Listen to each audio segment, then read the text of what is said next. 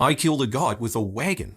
That was the easy part. The chain bites and the world makes a thin surprise sound as the Mountain King drops out of the firelight. 5 milk minus white eyes blink once at me confused. Like the sky just pulled the floor, and then the bulk of it vanishes over the lip, swallowed by wind and night. The wagon lurches, skids, and goes after it, bored shrieking as the axle snaps.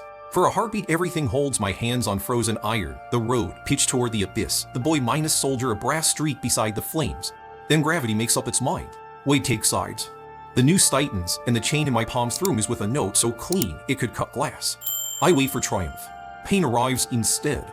Old lashes wake in my back as if they've been listening for applause. Cold drills through the thin shirt like 10,000 small nails. The cliff breathes down my neck. If this is victory, why am I still here? Why is the night not letting me wake? 20 minus for hours earlier read or sealed behind me with the hush of something expensive. A uniformed man folded his arms and told another not to treat us like people. He said it plain, the way some men say past the salt. He didn't look at me when he said it. I made a note to outlive him. They sat me in a chair built to be forgiven by nobody. A tech fussed with pale straps and needles. The old police building had been gutted into something sleek. Even the fluorescent light felt curated. The officer with the years in his face leaned against the wall instead of the desk, and the younger one, fresh shoulders, bright eyes, hovered with a metal canteen.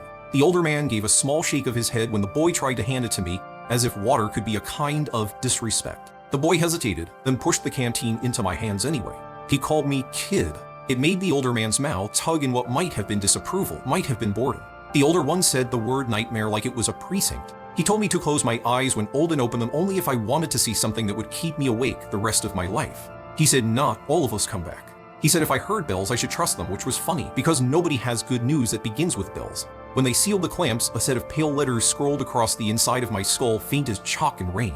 I had seen diagrams on cheap news sites, had heard myths in soup points, had learned to file fact from story by taste the way some men taste counterfeit coins.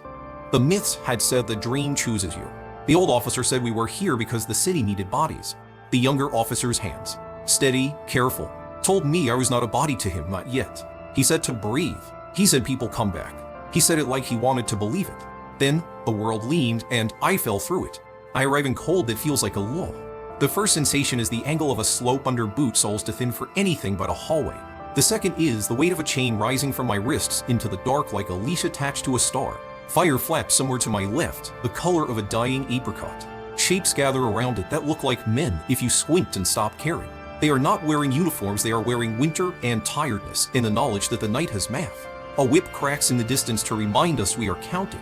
I test the chain with an economy of movement I learned long before I learned my name in paperwork. The links are heavy iron, old